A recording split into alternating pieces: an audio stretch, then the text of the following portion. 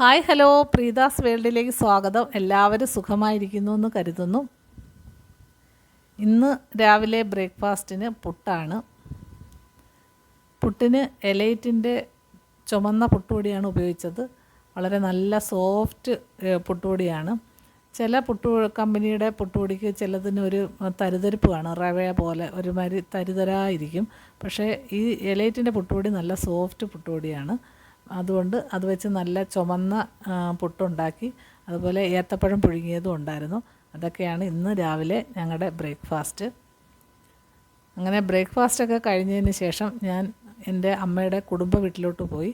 ഇതാണ് കുടുംബ വീട്. ഇവിടെ കുഞ്ഞമ്മയും ചിറ്റപ്പനും മോനും ഒക്കെയാണ് താമസിക്കുന്നത്.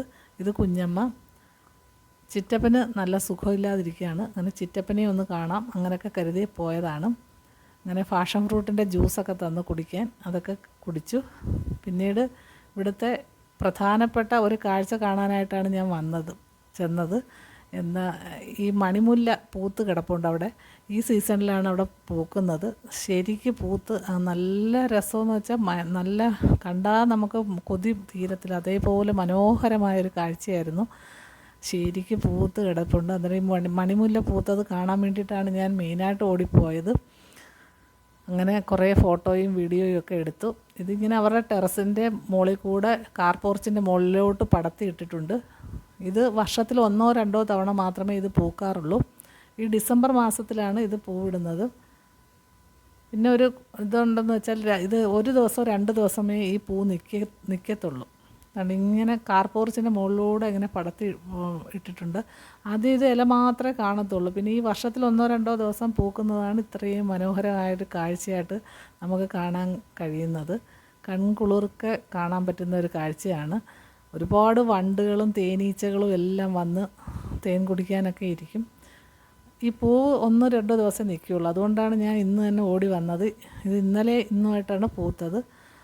എല്ലാ പൂവും തറയിൽ പോകും. അതാണ് വലിയൊരു പ്രശ്നം. 1 ദിവസമോ 2 ദിവസമേ നിൽക്കത്തുള്ളൂ. കാണാൻ ഇതുപോലെ മനോഹരമായൊരു കാഴ്ചയില്ല. ഇങ്ങനെ ടെറസിൻ്റെ മുകളിലൂടെ പടത്തി കാർ പോർച്ചിലൂടെ പടത്തി ഇട്ടിരിക്കുകയാണ്.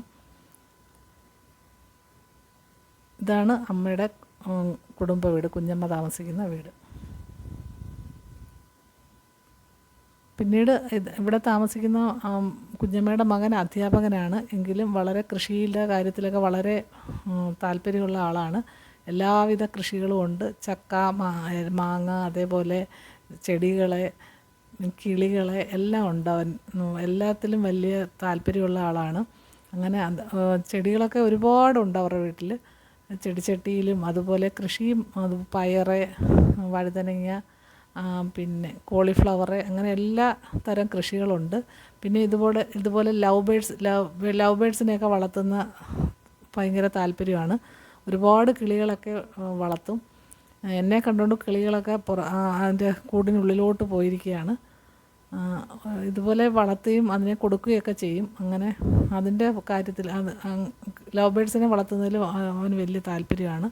ഒരുപാട് കിളികളൊക്കെ ഉള്ള ഒരു സ്ഥലം. അതുപോലെ മീനെ വളർത്തും, എല്ലാം ഉണ്ട്. അങ്ങനെ അയാൾ വലിയ കൃഷിയിലും ചെടികളുടെ കാര്യത്തിലും ഒക്കെ വലിയ താല്പര്യമുള്ള ആളാണ്.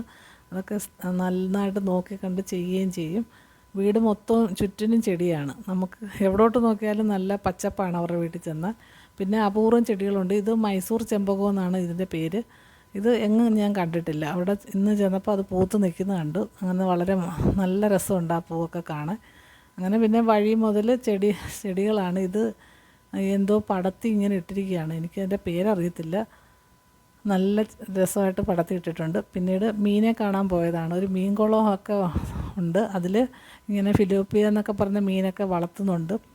പിന്നെ കുറച്ച് ശ്രമിച്ച് ഞങ്ങൾ 1-2 മീനിൻ്റെ വീഡിയോ എടുക്കാൻ നോക്കി. 1-2 മീനൊക്കെ കണ്ടിട്ടുള്ളൂ. അതുകൊണ്ട് ഈ വരുന്ന മീനൊക്കെ അവൻ ഇങ്ങനെ തീറ്റ ഇട്ട് കൊടുത്തപ്പം കുറേ മീൻ ഓടി വന്നിട്ടുണ്ടായിരുന്നു. ബഹളമൊക്കെ കേൾക്കാം നമുക്ക്.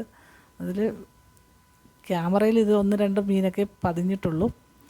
അങ്ങനെ വീടും പരിസരവും എല്ലാം വളരെ കൃഷിയും മീനും കിളികളും ഒക്കെ ആയിട്ട് അതിലൊക്കെ വളരെ താല്പര്യമുള്ള ആളാണ്.